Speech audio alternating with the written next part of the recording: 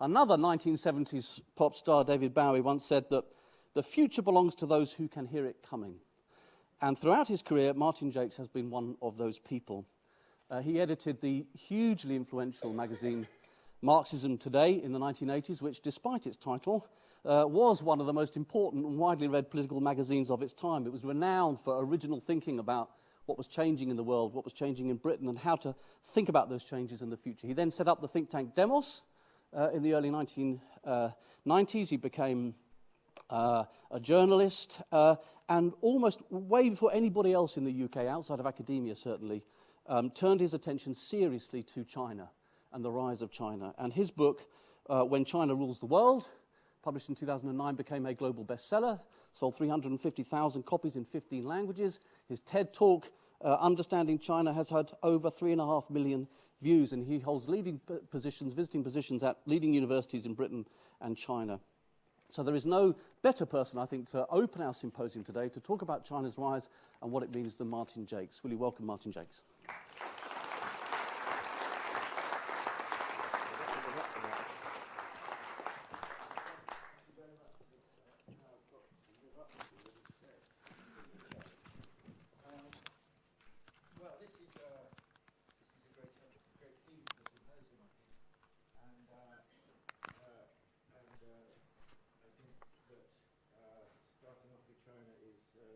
Hugely appropriate, because in ways that we really don't understand, especially in a country like Britain, that the world is in the process of being reshaped and refashioned by the rise of China. So don't let me start in the present, let me go back a little bit.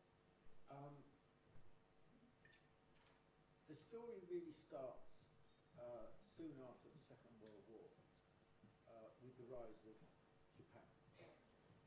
And then soon afterwards, during the course of something about the late 1950s, 1960s, the rise of the first Asian tigers, South Korea, Taiwan, Singapore, and Hong Kong. Just going to swap the mic. Sorry. Why didn't you tell me you couldn't hear me? I think they're quite pleased. Sorry about that. Does this look a better necklace than the other one? Okay, is this going to be a regular feature of the talk? So, the rise of the four Asian tigers, but of course they were relatively small populations. What really changed the game was when Deng Xiaoping in 1978 introduced his economic reforms. Reform and opening up, something which is the West is disgracefully ignorant about, academia is disgracefully ignorant about, and economics as an academic discipline is, because this has been the most successful economic approach in modern times, way more important than neoliberalism, and yet no one talks about it. Anyway, then there follows this, of course, other countries then join in, Malaysia, Thailand, Indonesia, the whole area of East Asia, home to 1/3 of the world's population, is sort of then drawn into this extraordinary economic transformation.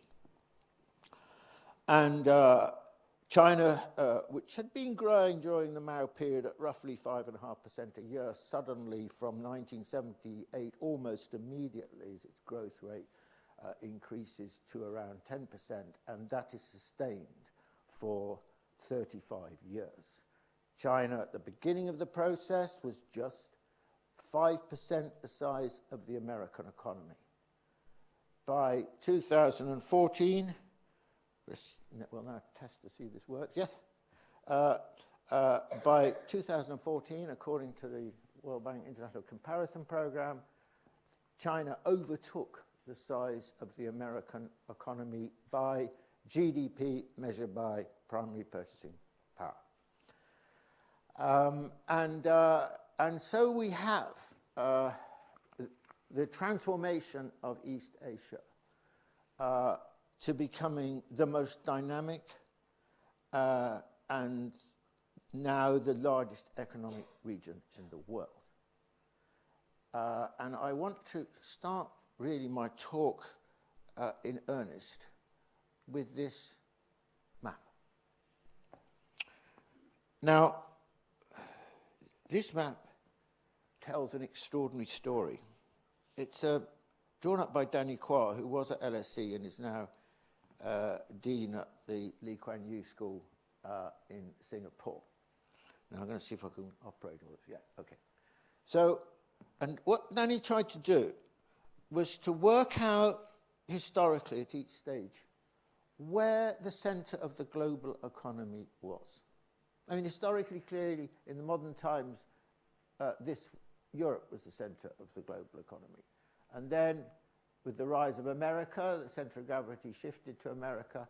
And what you had in 1980, which is where Danny starts, is the center of the global economy being more or less what you'd expect, which is, this is the beginning of 1980, remember? Thatcher, Reagan, beginning of globalization, neoliberal globalization. And the global economy was essentially a transatlantic economy, or more accurately, a North Atlantic economy. And then, remember what I was just saying about the rise of East Asia? Here's East Asia, okay. There's Indonesia,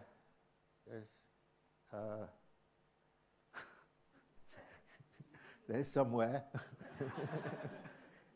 I don't think they're very well drawn, these. Okay, never mind. I never thought of it like that. Anyway, don't take it too literally. So it begins to shift the center of the global economy like this, you see. This is over time. So today, it's there, just about there. Okay? So it's now to the east of the Persian Gulf. And by 2050, his prediction, I think it might be sooner, but anyway, by 2050, it will be on the Sino-Indian border. Now think about this, because everyone here who's, at least from Europe or the States, has grown up in a world where we were at the center of that world. And everyone else, the great majority of the world's population, were on the outside looking in. If you were from, for example, Malaysia or Indonesia or Korea or Japan or anywhere, or obviously Latin America or Africa, you looked either to London and then later to New York as the center of the world. If you wanted to go anywhere, if you wanted to travel anywhere, the lines were essentially from east to west. I mean, when I first started visiting, my wife is Malaysian, and all her friends were, they travelled to London, especially because it was an old British colony. They didn't know anything about their region. They never went to Vietnam. They never went to Indonesia. They might go to Singapore, but that was just a few miles away. But essentially where they went, the Mecca, if you like, was to go to Europe or maybe especially the States, depending on where you came from. If you're Korean, you go to the States, not to Europe, and so on. And I think we so readily take this for granted, that the West is the center of the world, that it's just implicit in our assumptions about the way we see things. That this is where the best universities are, this is where the best ideas are, these are where the power is, this is where the prosperity is, and so on. Now, for you, but especially for the next generation, it will be completely different. Because the center of the world is going to be here. And we will experience the inversion of our assumptions. We will become the outsiders looking in. Now, of course, it will not happen overnight. This is a long historical process. But given the extraordinary nature of it, it's actually, in historical terms, happening extremely quickly. So this map, I think, is, in a way, the most important thing I can say to you today, given the assumptions about the rise of China and so on, is to think of what's happening there or what's happening here in terms of this extraordinary transition to a very different different world. And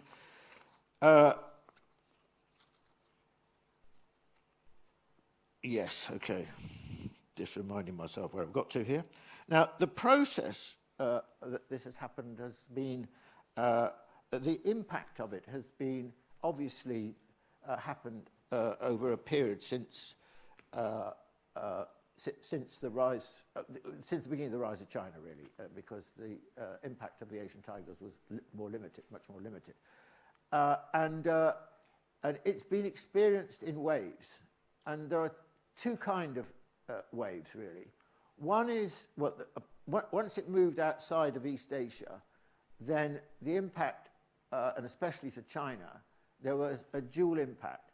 There was the impact on the developed world, on the Western world, and of course Japan was very influenced by it in various ways.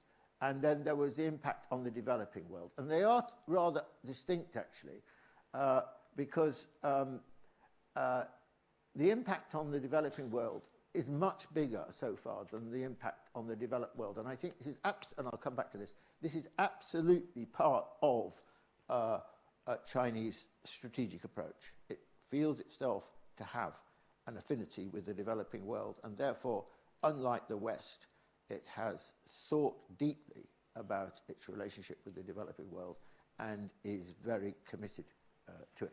I'll come back to that.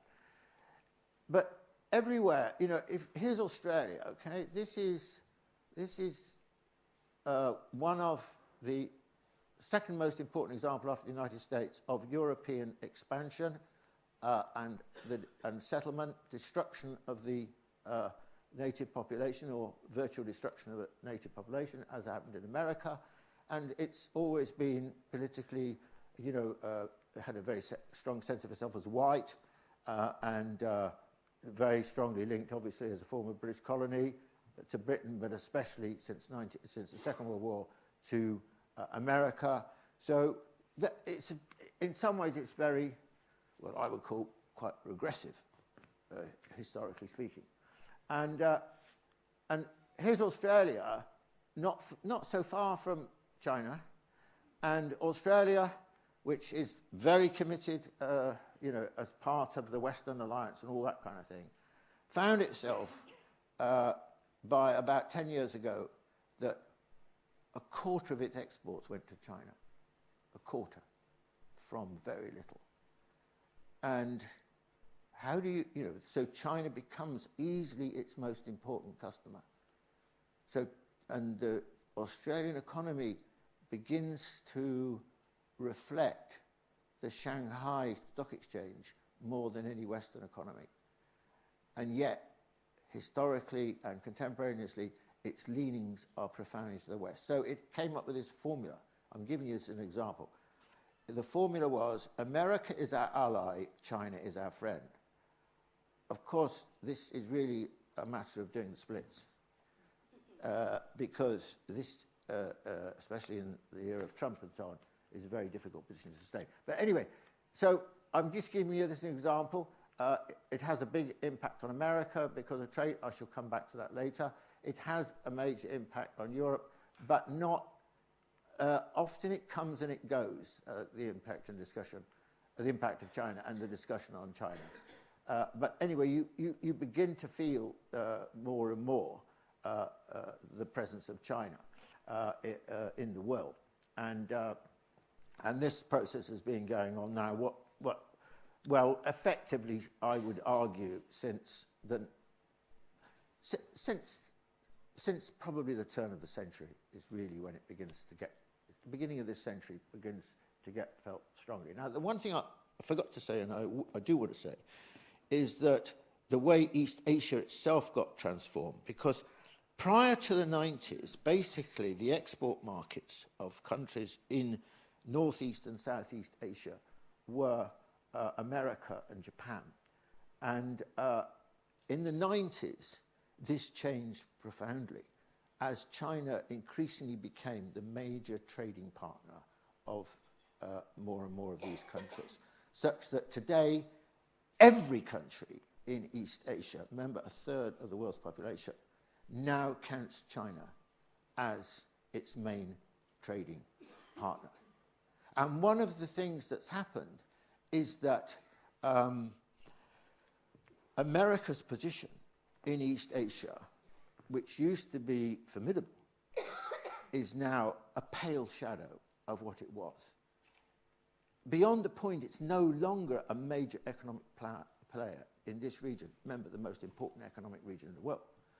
And its power rests purely, really, or mainly, not purely, but mainly on its military presence in the region, which is essentially a naval presence. For example, the Seventh Fleet, it spends most of its time in the South China Sea.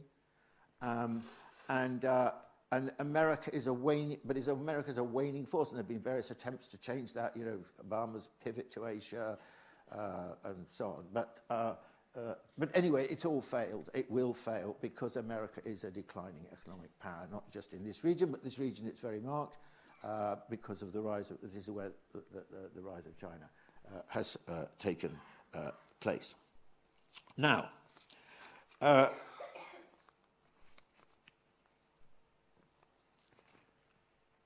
this process that I'm talking about should be seen in a broader economic sense. You see, what's happening is basically the West, in its various incarnations, particularly the States and the EU, is relatively speaking in the world much poorer than it used to be. If you look at currency reserves, if you look at manufacturing capacity, if you look at infrastructural development, if you look at growth rates and so on, the centre of gravity of the world has moved decisively from the West to this part of the world, China most markedly, but not only China. And so you've got this, you know, big shift taking place. It's reflected in institutions, you know, the IMF, the World Bank, and so on, those kind of Western institutions used to be very important. I don't think they are any longer that important. Why? Because they just don't have the resources anymore. Why? Because essentially they were funded by Western governments, and the Western governments haven't got the wherewithal that they used to have, and so on. So the IMF has become, you know, it helps here, it helps there, it helped during the, you know, in Europe after the Western financial crisis and so on. But, you know, in terms of its role or presence in the developing world, likewise with the World Bank, it hasn't got so many resources as it used to do. No, what's happened is something else, which is the development of new institutions, usually China-based, like, I'll come back to this, like Belton Road, like the Asian Infrastructure Investment Bank, which, well, let's see whether I've got a slide for that. I mean, the Asian Infrastructure Investment Bank, you may remember, was founded in 2014, and it started off with just these countries here. Basically 22, because it doesn't include Indonesia, because Indonesia was having an presidential election at the time, so it didn't immediately join. But all the countries, basically, of East Asia, South Asia, and Central Asia joined it. Then, something remarkable happened for the first time, one of the few times Britain began to look into the future rather than looking into the past, and Osborne, particularly a key figure, and the Cameron government, applied to join the AIIB against American resistance, probably the most important independent stance that Britain has taken vis-à-vis America since 1945. Good for them. Shame it didn't last. And Britain joined, and then suddenly lots of other countries joined applied to join, many European countries and so on. So China's first venture into multilateral institutions, this was crowned with great success. I think there's now over 100 countries that have joined the Asian Infrastructure Investment Bank. And other examples of this are the New Development Bank, which is the BRICS Bank, you know, the organization that brings together China, Brazil, and Russia, and India, and South Africa. Anyway, now let me pull this together with a pie chart which will probably take your breath away, which is, you've got to be careful with these projections, but these are from Hu Hongong, who's a professor at Tsinghua University in Beijing. But there are quite a few others who are projecting what the global economy will look like in 2030. I think probably it needs to be, we're probably talking more like 2035 now. But look at that. China will account, this is GDP by PPP again, China will account for 1/3 of the global economy. By the way, in 1820 it also accounted for 1/3 of the global economy. So you could say status quo ante. But these figures are extraordinary. You see, there's China, there's the United States. Half the size, less than half the size of the Chinese economy. And the European Union and the States together smaller than China. And, see, the other great wave, but still in its very early stages and more uncertainty associated with it, is the rise of India. So there you have, a bit earlier than Danny Qua's 2050, you know, these two countries accounting for about getting on for half the global economy. So that underpins the great, you know, that helps to explain just what extraordinary forces are at work here. Now, the consequence of this is what I want to sum up in two ideas. One is centripetalism, and the other is centrifugalism, to try and understand what is happening in the world. Let's go back to Danny Qua's map. You see, as basically what's happening is that China, because of its rise, and in the region, the rise and importance of East Asia, is exercising increasingly a major gravitational pull across the world, everywhere, okay? Everywhere there is now a China factor, for example.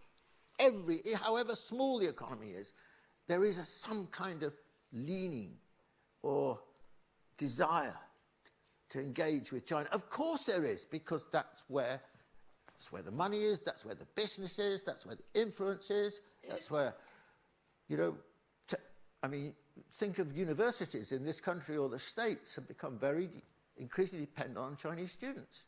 1/3 of the international students in the United States are Chinese, and they've become more and more important here. That's just one example. Or take peacekeeping operations of the UN. China now accounts, I think China pays, I'll stand corrected if I say, but funds about 1/3, if it's not more than that, of all peacekeeping operations of the United Nations. So you've got this immense gravitational pull, and there are some really classic examples of this. You see, with the rise of the West, countries were obliged, usually in the era of colonialism, to become westernized or became colonized. So, for example, in this region, most countries in East Asia were colonized by the British or the French or later the Americans in some shape or form, Philippines and so on. And Japan only escaped colonization because in 1867 it could see the writing on the wall and it adopted the Meiji Restoration, which is a very big political term in Japan, if you don't know about it, and it decided to westernize itself. But to do it, it was a very interesting experiment, but tried to do it on its terms. Very difficult to do it on your own terms in that situation, but Japan was largely successful in doing it. China was unsuccessful. China didn't succeed. And this was what led to the century of humiliation starting in the 1840s with the Opium Wars, the seizure of Hong Kong in the subsequent unequal treaties and so on. Now, how did I get back to there? Right.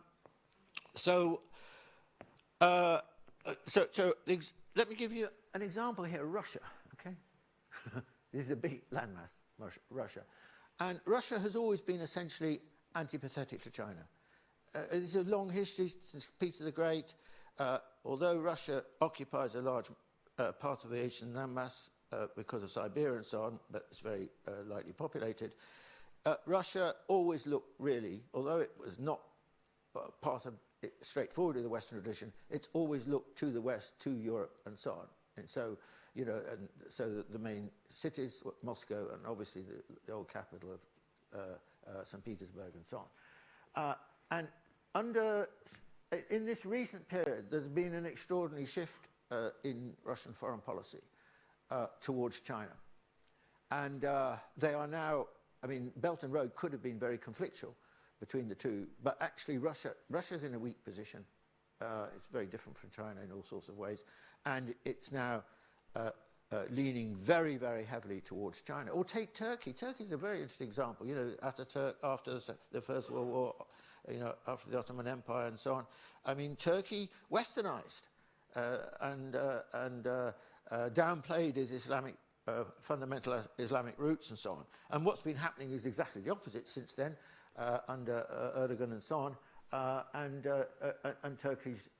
Turkey at the same time, although, you know, is leaning, it's part of Belton Road, it's leaned very heavily, it sees its idea of the middle corridor, which is part of its economic strategy, to be aligned with Belton Road and so on.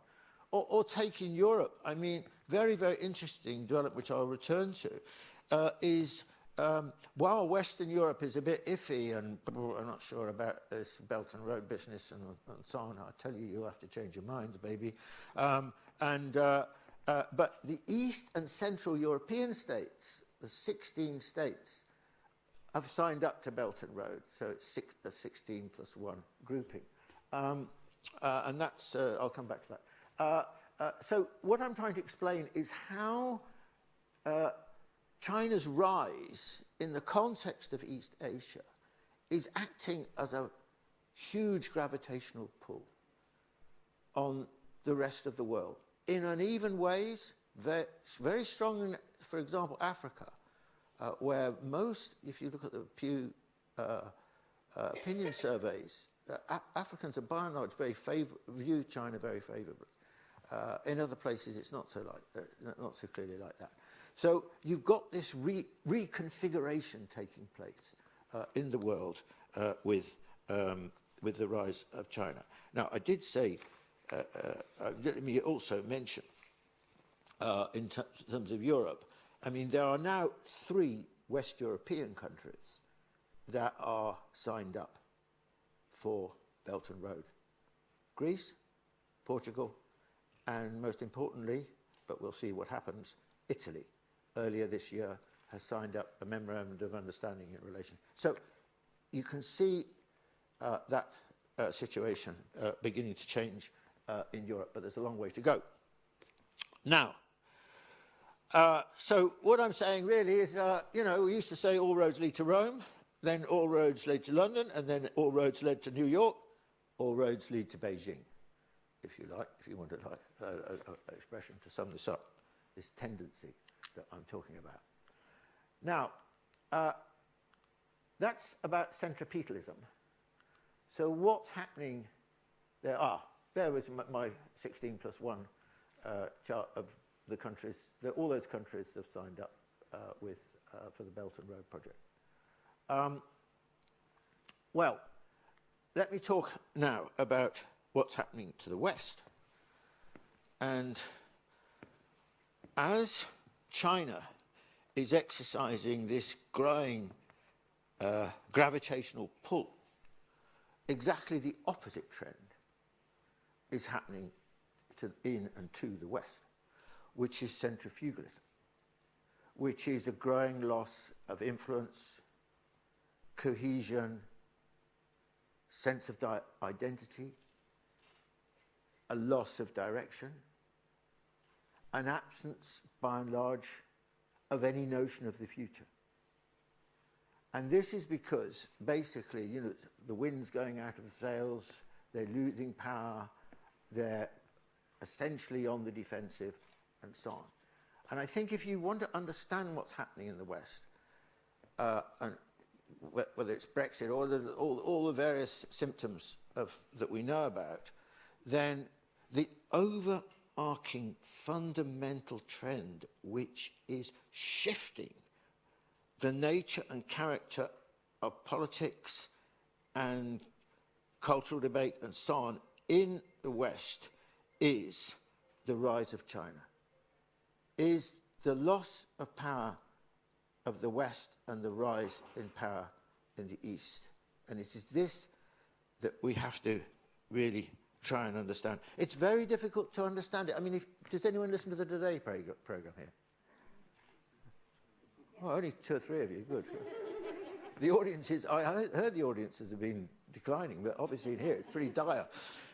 I mean, you know, I have to ration myself because I find it so annoying. They don't live in the present. They live in the past. They don't know anything about none of them know. None of the presenters know anything about China. None of them. I don't know where you know what the hell can you comment on a program like that if you never go and you've never studied and you haven't got a presenter who really knows about that kind of thing. You know, we're still in the world where you know what's it called, the international system, or what's the expression people use for what? No, not Brentwood. No, yeah, no. It's the assumption is the international opinion is synonymous with Western opinion. Okay, so they'll say, oh, well, you know, the international community. Thank you. God, it only took me. Thank you very much. Was it you? Okay, you can come and join me up here because I might need more help. The international community is a West. It's synonymous with the West. Well, how can you say that? You know, if you want to study what's happening in the world, and especially anywhere in the developing world, I want to know what China is doing and thinking, because I want to understand what is actually happening, not what we think as we talk to ourselves about it. And this is I think this is a tremendous problem, you know.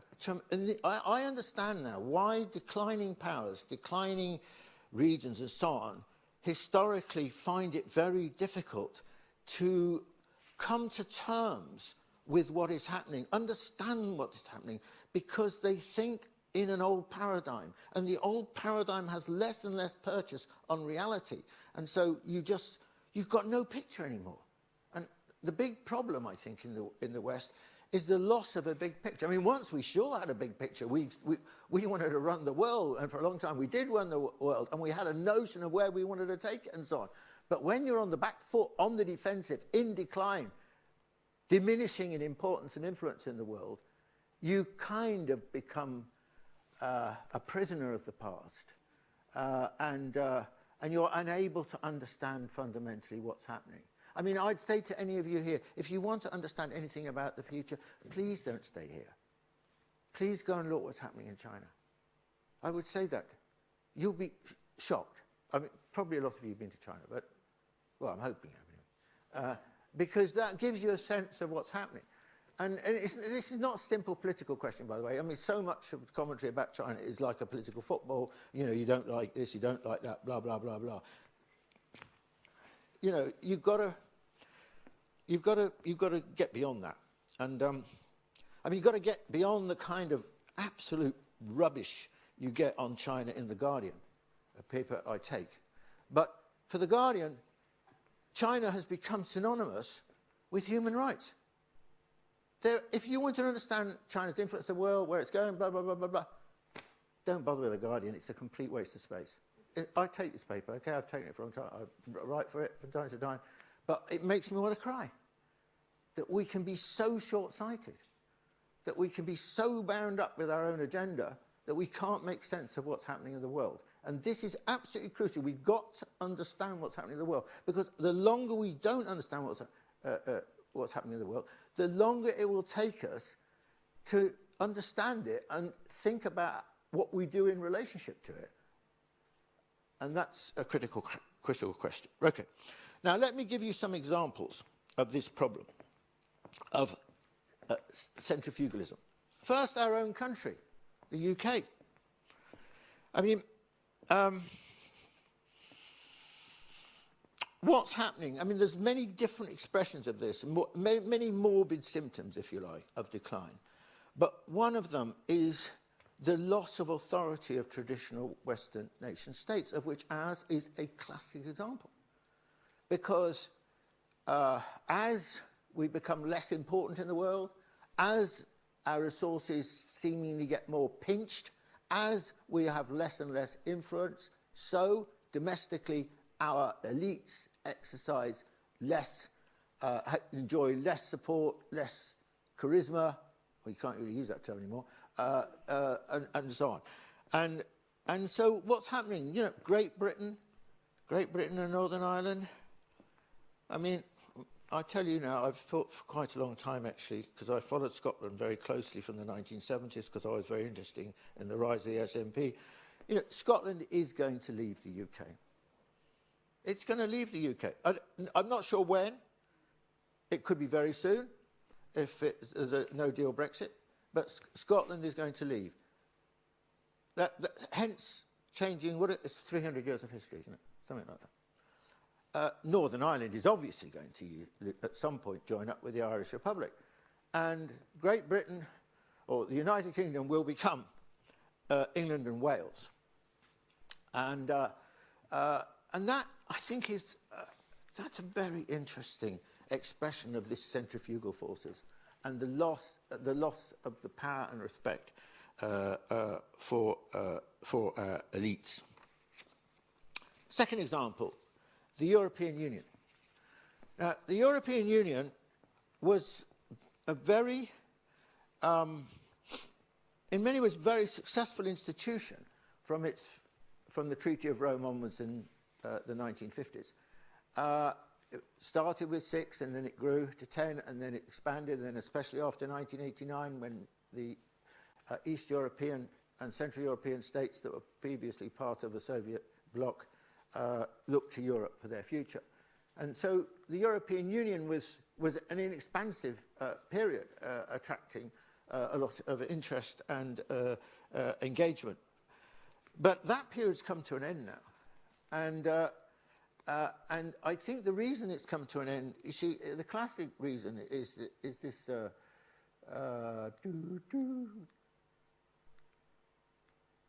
classic reason. This is a classic illustration. What's happening is that these countries, which are on the outer bounds, if you like, of the European Union geographically, but are closer, if you like, to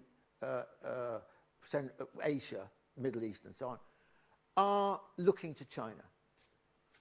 European Union can't offer them very much, they feel, or they're still there. They're not going to leave, I don't think, but they're you know, keeping their options open, I think, historically speaking. And they are looking to Belton Road for the possibility of opening up new economic possibilities for them. I mean, I tell you this, I think in the long run, Europe has absolutely no alternative in the long run. How long's the long run? I don't know how long the long run is. But to looking east rather than west. This is a very big problem for Europe, because Europe's looked to the west and across the Atlantic for so long. And many of the hopes and dreams and aspirations of Europe have been bound up with that Atlantic relationship.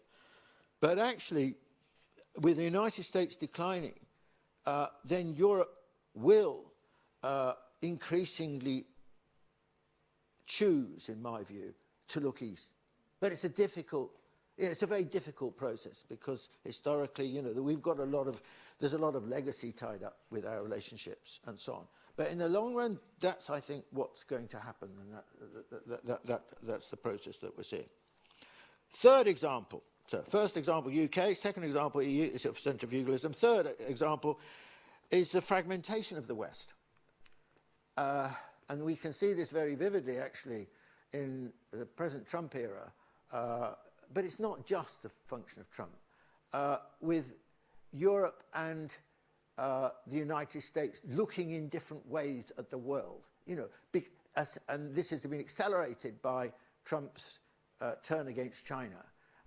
And Europe does not share that position in the same way as Trump.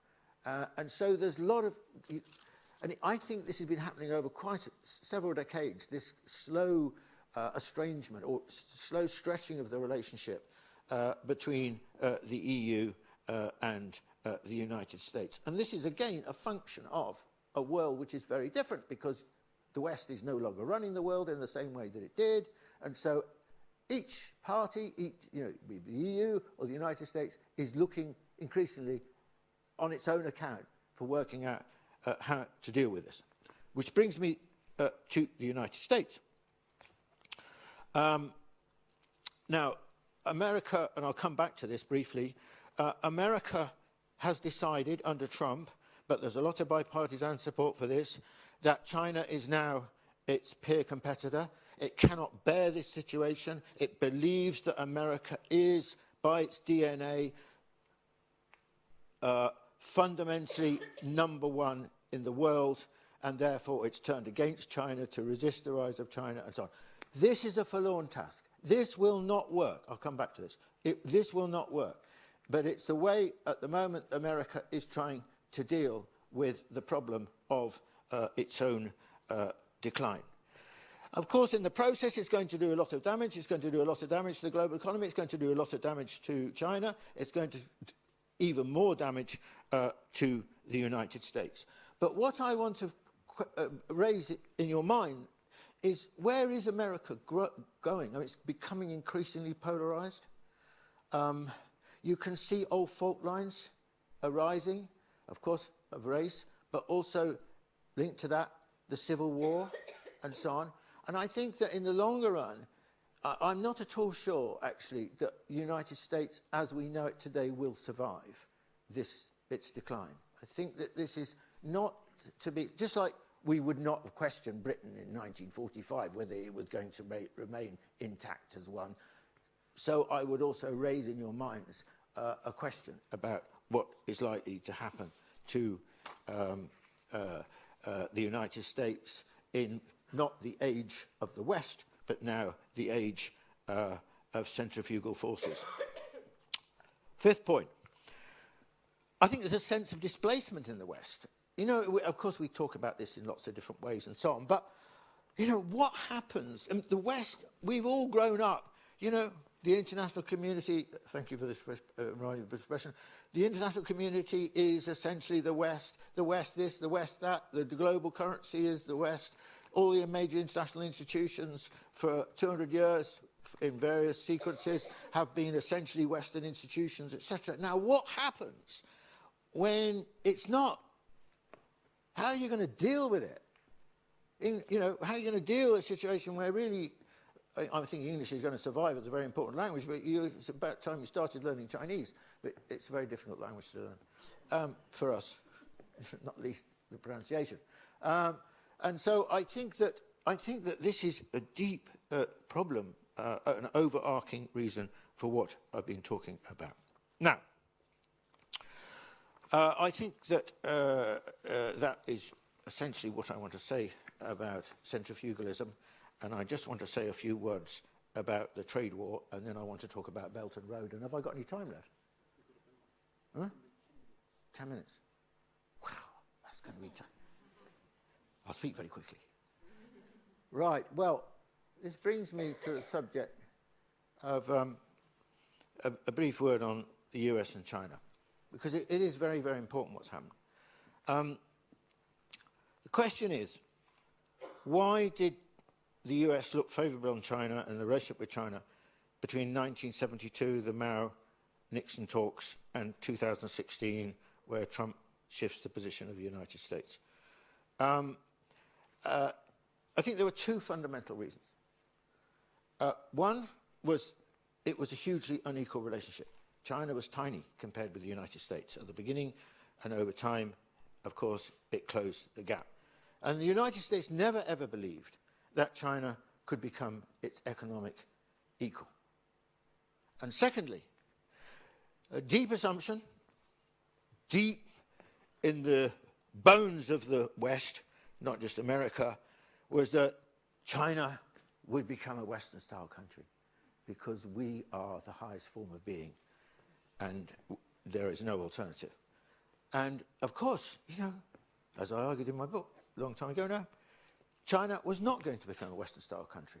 China has a different history and a different culture and different roots, profoundly different. And it's never going to be a Western-style society. It never has been, it isn't, and it never will be. Two huge miscalculations that America made. Why?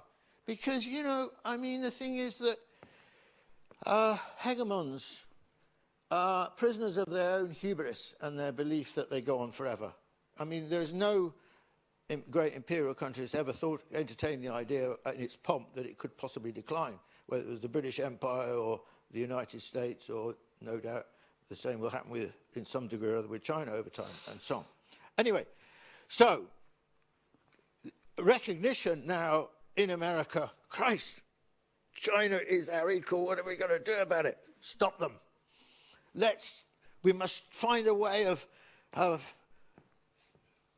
slowing their rise, or stopping their rise. Or maybe we can find a way of reversing their rise, hence the tariff war, hence the attack on Huawei and the tech war, and so on. The problem is, it's not going to work, you know. You look at this. Take the tech.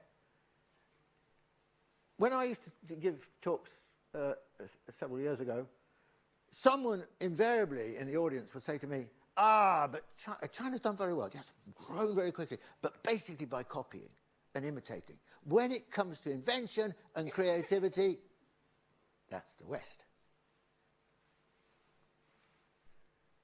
Two of the top 6 tech firms in the world are now Chinese. Tencent and Alibaba. This is wonderful. This is a snapshot. There's a Kleiner Perkins produced, I think it's a weekly or monthly value chart of the top 20 tech, internet firms in the world. This one is in, took the one from 29th of May 2018. In 2013, only 2 Chinese companies in the top 20, 18 American, no European. Today, 11 US, 9 Chinese. I think we can see the direction of travel.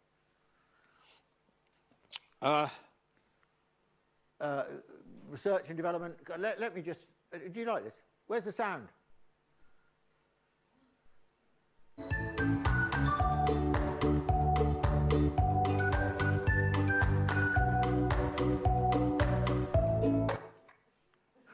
Hello, everyone. I'm an English artificial intelligence anchor. This is my very first day in Xinhua News Agency. My voice and appearance are modeled on Zhang Zhao, a real anchor with Xinhua. The development of the media industry calls for continuous innovation and deep integration with the international advanced technologies.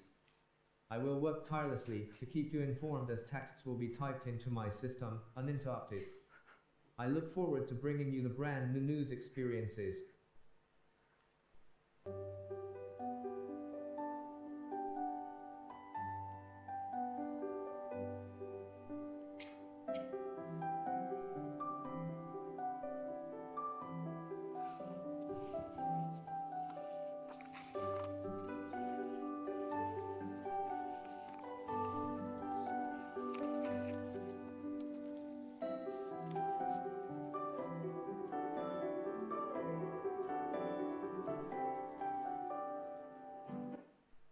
Okay, so I just, they're just little snippets I found that I thought would break up listening to my voice. But you can. But the point I want to emphasise is that that China will survive this trade war, and I mean the Americans. And it may develop as a new Cold War, but it won't be like the last Cold War, and it won't be like the last Cold War because look, that was Russia or the Soviet Union, and that is China. It was always economically a completely unequal contest between the USSR and the US. China is a rising power. The United States is a declining power. In the old Cold War, the United States was still a rising power. So, okay, so that interlude over, and I've got only 5 seconds for my whole of my last section on Belton Road. How can you put me in this situation? I put myself in it, of course. But I want to say briefly something about it. Belton Road, this is a most extraordinary project. Belton Road, what's the Chinese thinking? I'll do this very quick. How long have I got? 5 minutes. You're not very generous. I thought you might squeeze a bit more. Belton Road is... What's the Chinese thinking? The Chinese thinking, I think, is basically this, that we transformed ourselves by very large-scale investment, state-led investment, which achieved very rapid economic growth and a huge reduction in poverty, 800 million. We're not a model for others, but maybe this offers an insight into how other developing countries might be transformed or transform more quickly. Eurasia is the largest landmass in the world, 65% of the world's population. Most of it is underdeveloped. A lot of it, the countries are landlocked, which is difficult in terms of modern trade. The only bit that's really developed, with the exception now, of course, of Japan and South Korea and so on, is Europe. So this is a huge project to transform Eurasia. Now, we would never think in these terms. This is a very Chinese way of thinking. This takes you back to the Great Wall, it takes you back to the Grand Canal, from Hangzhou to Beijing. They think on an extraordinary scale. Now, there's no time limit for this project. There's no time limit. Just like reform and opening up, there was never any. Deng Xiaoping had no time limit for it. It was open-ended. And this is also open-ended. What time scale I think we're talking about? 50 to 100 years. Not less than that. This idea. And the Chinese... why do the Chinese think... How do the Chinese think like that? It's a very big country. It's had a very long history. It's had some periods of great successes as well as periods where it's been very unsuccessful. So, in its heyday, there was the tribute system, which was sort of, a regional international system, global equivalent in those times of today. And so it's a I've argued in my book, but I haven't got time to explain this now. It's a civilization state. It's a hugely competent. I mean, China is a sub-global system. It's a country, it's a continent, it's a sub-global system. Therefore, I mean, it's hugely competent at governance. This is something we never discuss. I mean, governance has been reduced to a debate about how you elect the government, and we can talk about that as a separate issue in relationship to China. But the West only raises this. I'm sorry, that's only half of the question. The other half of the question, if not more than half of the question, is your governance any good? Is it competent?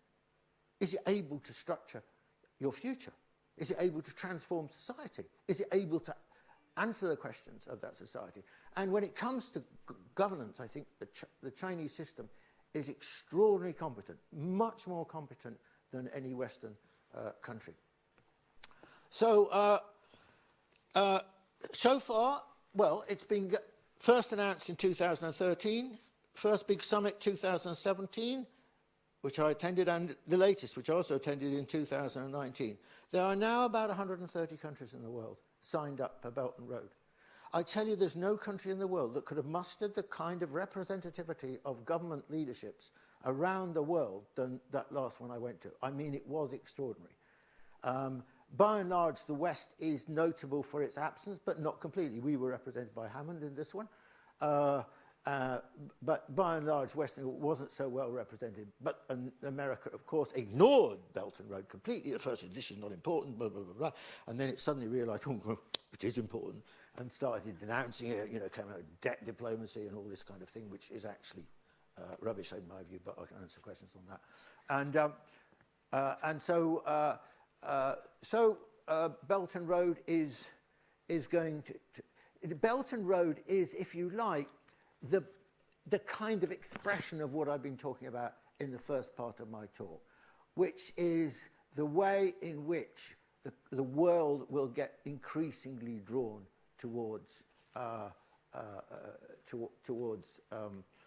East Asia and so on. Now, I'm going to stop with that because I've got so much more I'd like to say and finish with one thought for you. The present world order is clearly in deep trouble. The underlying reason for the deep trouble, in my view, is the decline of the West, especially the United States, and the rise of China. And this is the driving force of that decline of the existing system, because essentially China is not enfranchised properly within this system, either contemporaneously or historically. But there's another factor that's now also hastening this process, and that is Trump and his turn away from the kind of Western approach since 1945 with his emphasis on unilateralism and nationalism. So you've got sort of two forces now. You've got the deeper force and you've got a more current political force in the form of Trump. And it seems to me, I've been rather patient in a way about how I see the global order changing, but I think the changes are going to happen in a more convulsive and faster form. Now, how does Belton Road relate to that? Well, Belton Road is not an alternative in any direct sense to the existing global order. But I do think that it is actually a critique of the existing global order and a suggestion of what a new global order might be like. You see, the existing global order is essentially the creature of the invention of primarily the West, and especially America, after the Second World War. The West today, although it was a bit more then, constitutes only 15% of the world's population. So we have a global order which, in a profound way, is unrepresentative of the world, and in that sense, undemocratic. Now, what about Belton Road?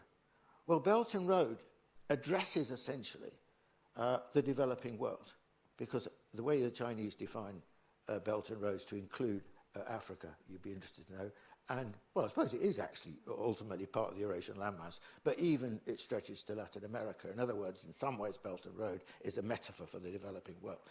And the developing world accounts for 85% of the world's population. In other words, there's an inclusivity which the existing global order fundamentally lacks. It also is the bearer of different values, which, of course, you would expect, because the developing countries' needs and the developed countries' needs are different. Essentially, the values that inform Belton Road sort of cluster around the notion of development and the reduction of poverty and so on. And these are the sort of this is the key moving force behind Belton Road. So it seems to me that what Belton Road is a suggestion of what a future world order needs to be like in some sense and what it needs to encompass. Thank you. I'm sorry I've gone over time.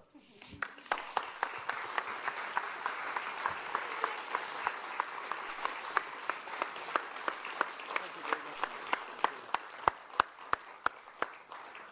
We have gone over time, but I would like just to take 2 questions. If we've got a couple of questions in the audience, just so Martin can answer those, to give you a chance to ask him one. So we'll start here first, and then I'll have one more. Yep. Hi, my name's I don't know if that's on. Anyway, my name's Lucy Crisp. I'm head of corporate partnerships here at the University of Bath. You mentioned the West, well, actually you mentioned the Guardian's obsession with human rights. I suppose as a history graduate, perhaps that comes from our own experience, and I talk about the last couple of generations or last couple of 100 years of where we've seen kind of growing economic capital for each individual has really aligned with a growing desire for freedom. And I suppose I wondered what your view is on the significance of recent events in Hong Kong in relation to China. Okay. Just a little question then, yeah? And then one more question. Who have I got? Yeah, up here, yeah. Yeah, quickly take the mic, yeah.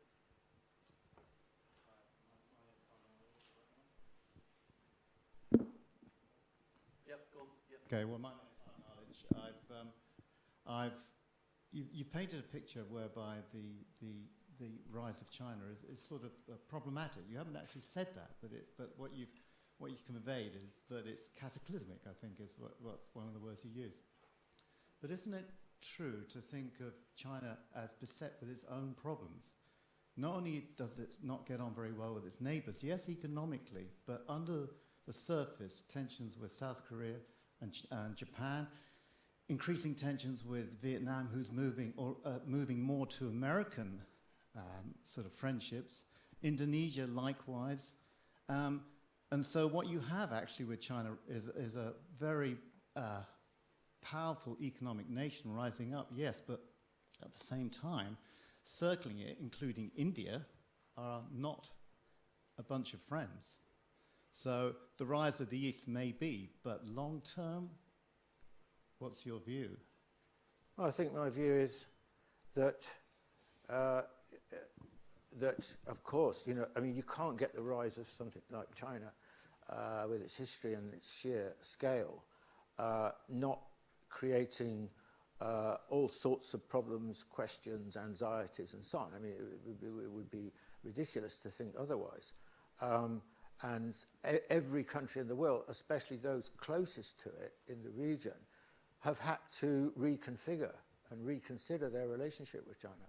I think your historical picture is actually very inaccurate in relationship to this region. I mean, if you look at the ASEAN countries, basically the ASEAN countries, which are the Southeast Asian countries, 10 of them, all recognize that their futures lie fundamentally with China. With China. Every one of them. The Philippines was the nearest to an exception because of its very different history. And it's still the most antipathetic to China because of its close links with the United States, of which it was also a former colony. But under Duterte, they've now opened up, become part of Belton Road, and China is now their biggest trading partner, which it was not until quite recently. But Vietnam is a different question. Vietnam, Vietnam historically has always had a problem with China. It goes back a very long time. It goes back, in fact, at least to the 15th century, when there was a war. China did something it never did, basically, during the tributary system era, which was to invade Vietnam. There was a long war, over 20-year war, and there's a deep antipathy amongst the Vietnamese towards China. But it's very complicated. China is their biggest trading partner. The Vietnamese political system is very similar to the Chinese system. Confucianism is a fundamental part of Vietnamese society in a way that is only equaled by Korea outside China. So I think that, and to say Vietnam's moving towards America is quite wrong. I mean, the Vietnamese, I admire the Vietnamese. The Vietnamese will seek support wherever they can get it on a limited basis, but don't think that it's moving towards the United States, because I think that's inaccurate. But it does raise the complications of China's relationship with other countries. And when you say beset with problems, I mean, Yeah, actually, when I went to when I started speaking on my book and was speaking to Chinese audiences in China, I mean, almost invariably someone would get up and say, I think you're underestimating the problems we've got. You know, it's much more difficult, we aren't as blah, all sorts of things. And I admired their humility because they were doing very well, but they do have lots of problems. A developing country has a scale of problems which is quite different from a developed. What we regard as problems, the Chinese would not particularly think as problems, because when you're dragging your country up from nothing to where they've got to in a very short space of time, they've had to scale huge mountains of problems. So I'm, you know, I think we should have a generosity towards what they've achieved historically. You know, the problem with so much of Western opinion is they're always carping about China, not when they don't really know much about it, and they don't really know what the transformation's been like and how it's been achieved. On Hong Kong, there's a short answer, but I'd prefer to give the long one. Because I know Hong Kong well, I lived there for 2.5 years and so on. This is a big problem, I think. And I think the Chinese have made some serious mistakes in Hong Kong. I think in principle, one country, two systems was a brilliant way of tackling the problem. But inbuilt to one country, two systems was two legacies of British rule. One was a colonial administration, which essentially is what Hong Kong still has, civil servant. And secondly, a colonial economy, i.e. the British ruled it by basically, with the tycoons, who you know, they go on about her heritage thing, foundation gives Hong Kong very high marks for freedom, etc. I mean, this is ridiculous. I mean, basically, it's awarding marks for low taxation, but it's an entirely oligopolistic economy, as colonial economies were generally. And unfortunately, the Chinese have not tackled this problem. So inequality, which was very high at the time of the handover, has got worse. So I think that the difficulty in Hong Kong is that you know, the Chinese have been operating one hand tied behind their back. Now, partly what's the expression? They made a rod for their own back. Yes. Thank you. I prefer to think. In that they wanted to show they were good guardians of Hong Kong. I mean, when I went there, we went to live there in '98, and you know, I can only find one Chinese flag, which you know, which is remarkably few, and they wanted to go sote voce. They wanted to convince the world they were good guardians and so on. And so I think they were in a way too conservative, with a small c, about the way they went about the problem. I mean, there needs to be a reform dynamic. You know, the Hong Kong economy that the British left was in some ways successful, in some certain senses successful, but in other senses was a load of problems. And the Chinese decided that because they wanted to, you know, try and ensure continuity, have not managed to tackle successfully. I mean,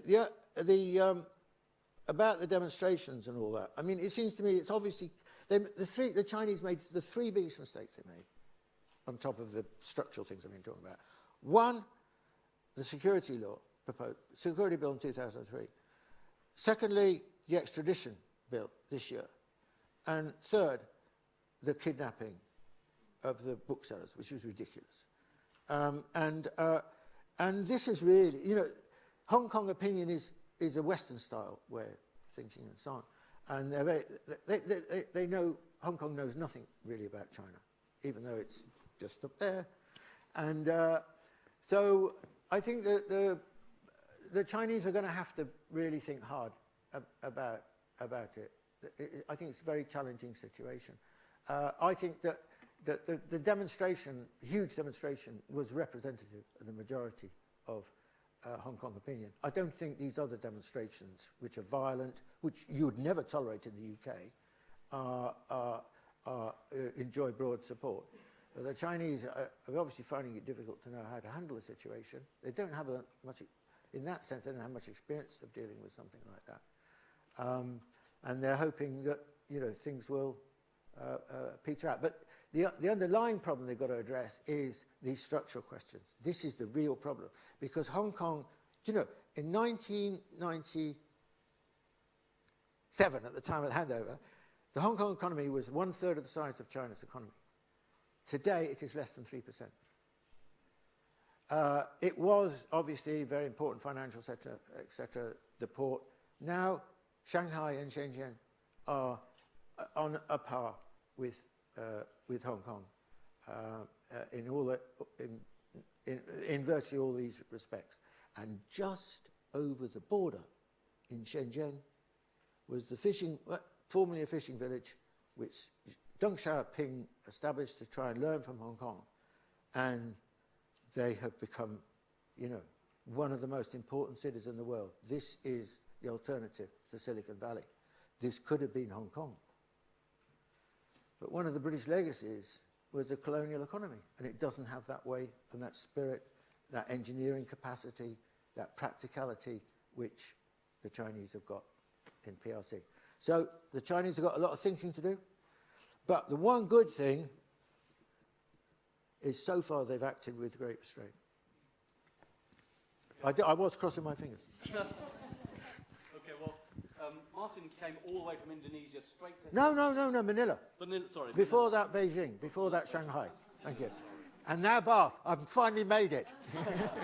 So, and we asked him to set out some of the big forces changing the world, and I think he's done that very well for us this morning. So I want to thank you very much indeed, Martin Jacques, for your time. Thank you.